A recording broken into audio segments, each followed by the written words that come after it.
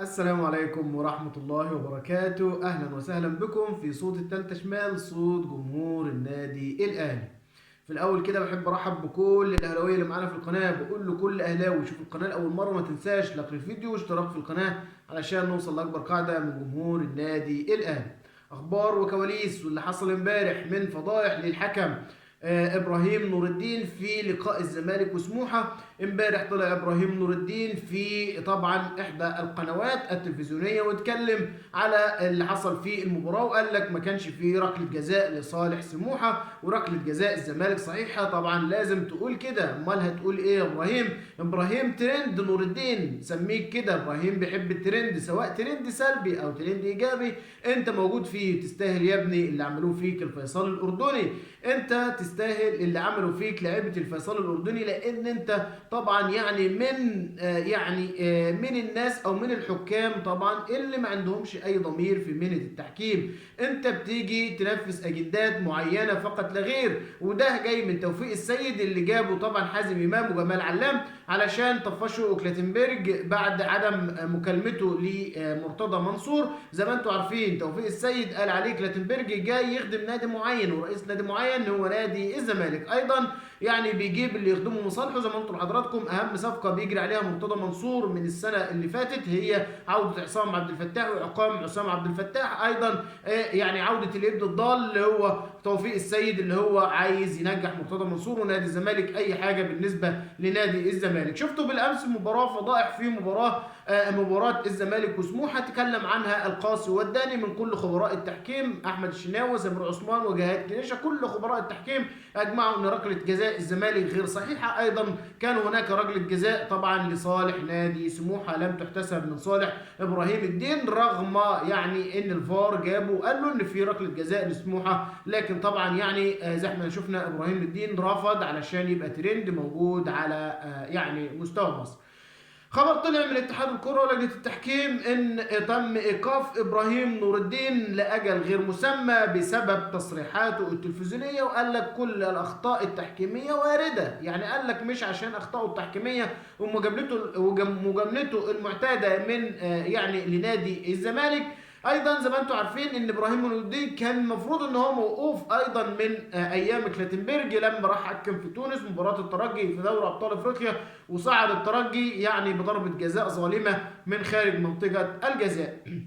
عشان نكون واضحين، ابراهيم نور الدين تم وقفه من لجنه الحكام بسبب تصريحاته التلفزيونيه فقط، انما اخطائه طبعا التحكيميه دي اخطاء يعني وارده. ده اللي قاله او اتحاد الكره، ودي اللي قالته لجنه التحكيم. لا احنا عارفين ابراهيم نور الدين يعني زيه زي يعني مجموعه معينه من الحكام بي يعني نفذوا اجندات معينه لصالح نادي معين.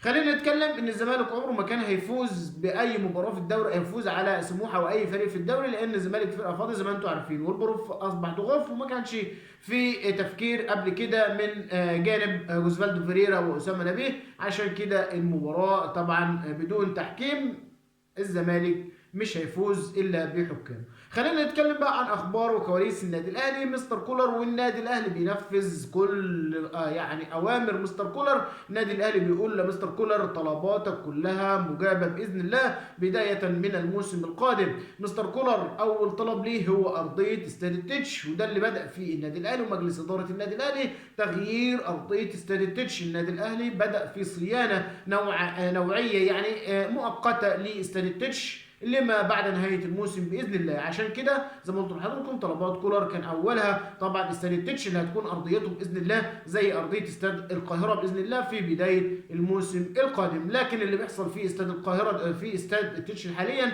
هي صيانه مؤقته. خلينا نتكلم عن حاجه ثانيه. مستر كولر كان طالب مهاجم ومصمم ان طالب مهاجم من اول السنه في اول السيزون، لان كان طالب مهاجم في الانتقالات الشتويه والنادي الاهلي فشل انه يجيب له مهاجم. عشان كده اولويات النادي الاهلي والصفقه الصفقة قد تتكلف او يعني تكلف النادي الاهلي 4 مليون دولار، واتجاه الانظار صوب موليكا يعني الكونغولي علشان يكون هو ابرز انتدابات النادي الاهلي في موسم الانتقالات الصيفيه باذن الله. خلينا نتكلم ايضا، مستر كولر محتاج مدافع ومحتاج باك شمال ومحتاج طبعا جناح شمال، عشان كده النادي الاهلي سوف يلبي جميع طلبات مستر كولر باذن الله في الانتقالات الصيفيه. وبدا بالفعل النادي الاهلي مع يعني التنسيق بقى مع امير توفيق وعادل القيعي والكابتن محمود الخطيب ولجنه الكوره علشان يجيبوا كل طلبات مستر كولر بدايه من باذن الله انتقالات الصيفيه. خلينا نتكلم ايضا، الاتحاد العربي يفوض النادي الاهلي على لعب بطوله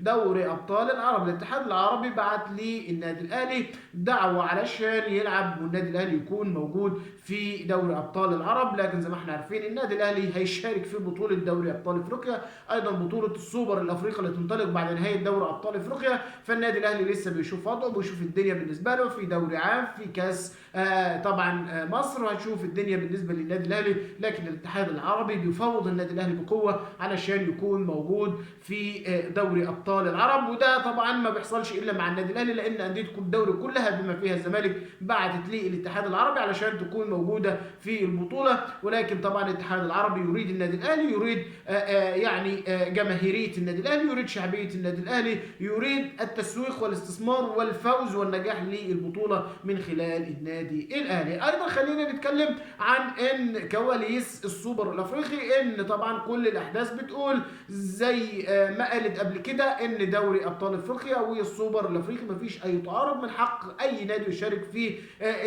يعني البطولتين، من حق اي فريق اختير للمشاركه في دوري السوبر انه يشارك في دوري ابطال افريقيا. وده طبعا جه مخالف للحاج اللي مش حاج عامر حسين ابدا، اللي قال لك طبعا هنبوظ يعني المسابقات المحليه، لكن النادي الاهلي مصمم على لعب بطوله دوري ابطال افريقيا ودوري السوبر الافريقي.